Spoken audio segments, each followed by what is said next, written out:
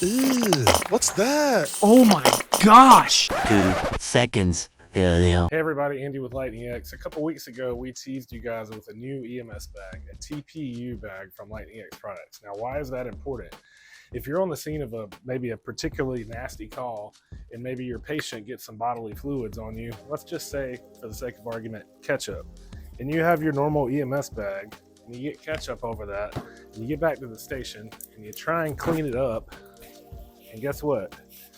That ketchup is forever impregnated into your gear bag, and all the germs and contaminants and everything that comes with that ketchup is always going to be attached to your gear bag. So that gear bag's no good anymore. But with the TPU bag, if you happen to get fluids or contaminants on your bag, you go back to the station, you get you a clean cloth or a hose, and you wipe that off, and all of it is forever gone, and you can use your bag again. And that is important because EMS bags are expensive, and we want you to be able to use them for years and years to come. So if you're in the market for a new EMS bag, check out the new TPU backpack from Lightning X products. Stay safe out there, guys. We'll see you next time.